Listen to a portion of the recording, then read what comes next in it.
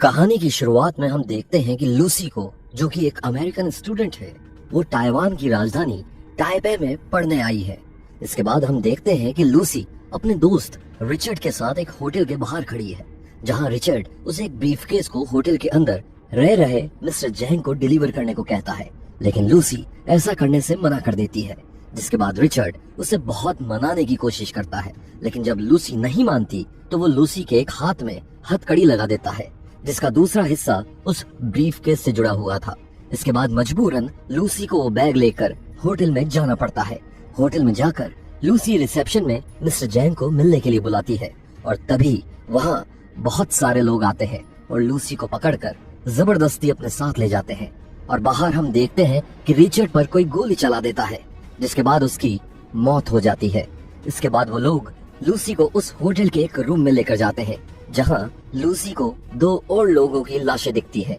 जिन्हें देखकर लूसी बहुत डर जाती है। इसके बाद लूसी मिलती है मिस्टर जैंग से, जो कि इस सारी गैंग का सरदार था, और ये गैंग ड्रग्स को दुनिया भर में बेचने का धंधा करती है। अब जैंग लूसी को एक कोड देता है, जिससे वो उस ब्रीफकेस को खोल सके, और जैसे ही लूसी उस ब्रीफकेस को खोलती है, उसे उसके अंदर 4 ब्लू कलर के पैकेट मिलते हैं। इसके बाद जैंग उनमें से एक पैकेट को फाड़कर उससे वो ब्लू पाउडर निकालता है, जिसके बाद वो पाउडर एक आदमी को खिलाया जाता है, और उस पाउडर को खाने के बाद वो आदमी अजीबोगरीब हरकतें करना शुरू कर देता है, और तभी जैंग उसे गोली मार देता है।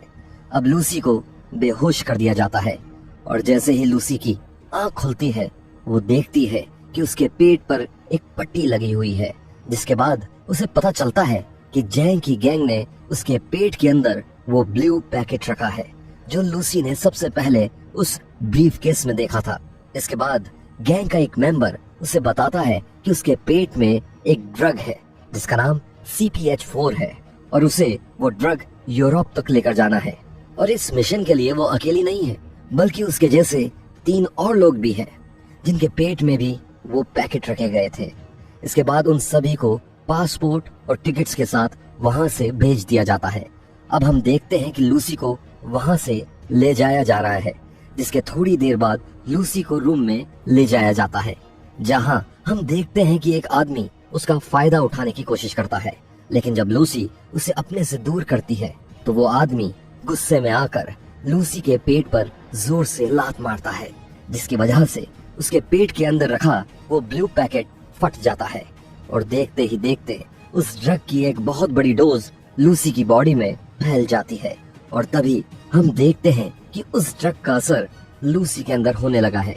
जहां लूसी का पूरा शरीर कांपने लगता है, और लूसी उस कमरे में शॉक की वजह से इधर से उधर घूमे जा रही है। दूसरी तरफ हम मिलते हैं एक साइंटिस्ट सैमुअल नॉर्मन से, जो कि एक जगह स्पीच दे रहे थे, जहां वो बता रहे थे कि कैसे ज्यादातर इंसान अपने दिमाग का सिर्फ 10% ही यूज कर पाते हैं, और जितने भी तरक्की आज तक इंसानों ने की है, वो सभी सिर्फ इसी 10% कैपेसिटी के साथ ही की है। इसके बाद वो बताते हैं कि अगर इंसान अपने ब्रेन की 20% कैपेसिटी पर पहुंच जाए, तो वो अपनी पूरी बॉडी को कंट्रोल कर सकता है, और यही कैपेसिटी अगर 40% हो जाए, तो वो इंसान दूसरे इंसानों को भी कंट्रोल कर सकता है, और उसके बाद शायद वो नॉन लिविंग चीजों को भी कंट्रोल कर सकता है। वहीं दूसरी ओर उस कमरे में बेहोश होने के थोड़ी देर बाद लूसी की आंख खुलती है, और उस ड्रग की इतनी भारी डोज की वजह से लूसी की भी ब्रेन कैपेसिटी बढ़कर 20% हो गई है,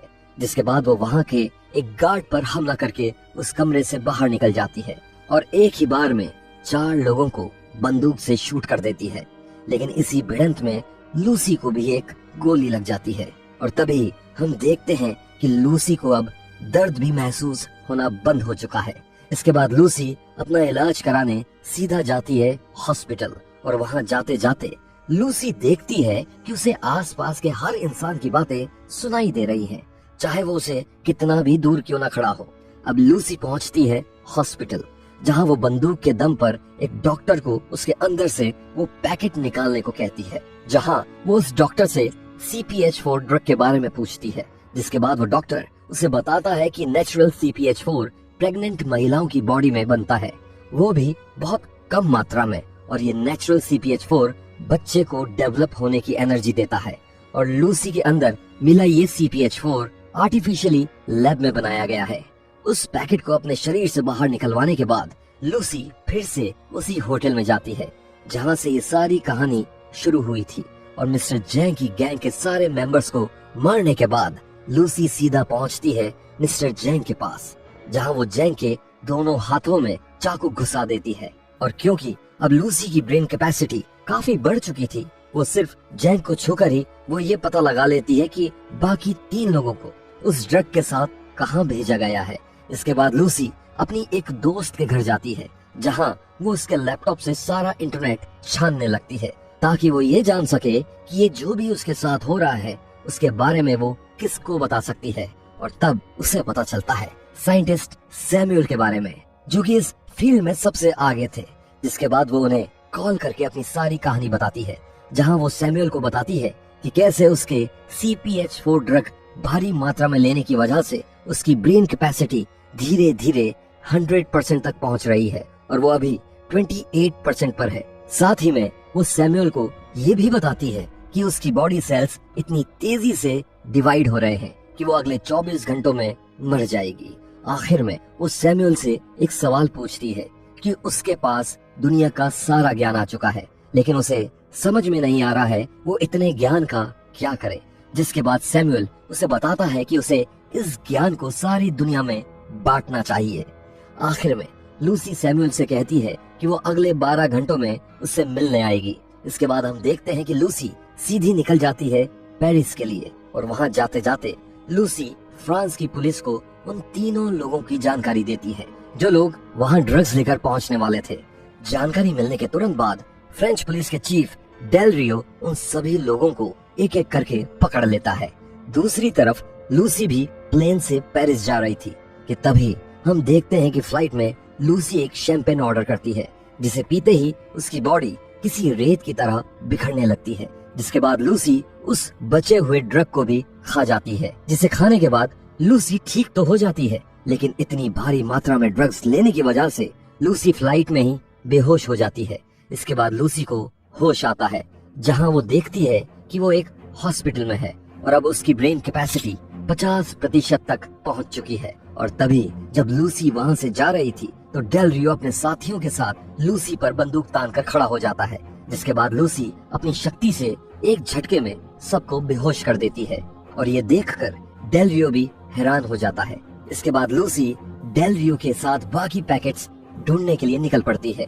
जहां आसपास के सारे फोन सिग्नल चेक करने के बाद लूसी को पता चलता है कि जैंग भी पेरिस आ चुका है और वो भी उसी ड्रग के ही पीछे पड़ा हुआ है। अब हम देखते हैं कि लूसी तेजी से गाड़ी चला रही है और पूरे शहर में एक्सीडेंट्स करवाते हुए उस हॉस्पिटल की तरफ जा रही है जहां उन तीनों लोगों को रखा गया था। दूसरी तरफ हम देखते हैं कि उस हॉस्पिटल में जैंग की गैंग के कुछ मेंबर्स पहुंच जाते हैं और पुलिस को मारकर उन तीनों की बॉडी से वो पैकेट निकाल लेते हैं। और जैसे ही वो वहां से जा रहे थे कि तभी वहां लूसी भी पहुंच जाती है। जिसके बाद लूसी उन सभी को अपनी शक्तियों से हवा में उड़ा देती है और बड़े ही आराम से वो सारे पैकेट लेकर डेल रियो के साथ वहां से निकल जाती है। जिसके बाद लूसी सीधा सैमुअल से मिलने उसकी लैब पहुंचती है,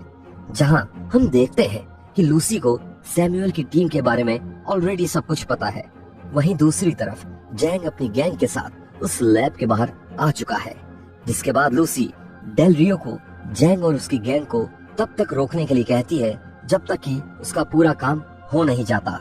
अब लूसी बचा हुआ सारा CPH4 अपनी बॉडी में इंजेक्ट कर लेती है ताकि वो जल्दी से अपने दिमाग का 100% कैपेसिटी पर पहुंच सके। और बाहर जैंग अपनी गैंग के साथ डेल रियो के सभी साथियों को मारते हुए लैब की तरफ बढ़ता ही जा रहा है। और तभी हम देखते हैं कि लैब में लूसी के अंदर से एक ब्लैक सब्सटेंस निकलता है और जो उस लैब की हर चीजों को अपनी चपेट में ले लेता है। जिसके बाद हम देखते हैं कि लूसी अपनी शक्तियों से एक सुपर कंप्यूटर बनाने की कोशिश कर रही है ताकि वो अपना सारा ज्ञान उस कंप्यूटर में डाउनलोड कर सके। और अब लूसी अपने ब्रेन की 90% कैपेसिटी पर पहुंच चुकी है और इस लेवल पर पहुंचने के बाद हम देखते हैं कि लूसी इस दुनिया की किसी भी युग को देख सकती थी, जहां वो आज से सीधा डायनासोर के युग में जाती है, जिसके बाद वो धरती के बनाने और बिगड़ने के सारे प्रोसेस को देखती है और साथ ही में पूरे ब्रह्मांड को भी बनाने और बिगाड़ने के सारे काल चक्र को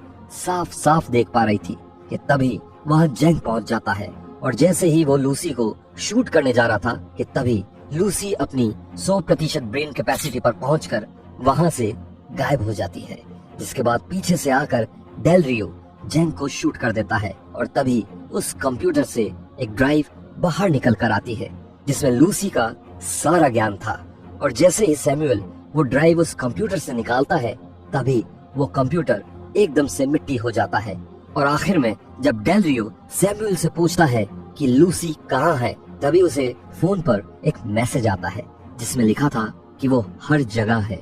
तो ये थी लूसी फिल्म की सारी कहानी। आपको ये कहानी कैसी लगी हमें कमेंट्स में जरूर बताइएगा।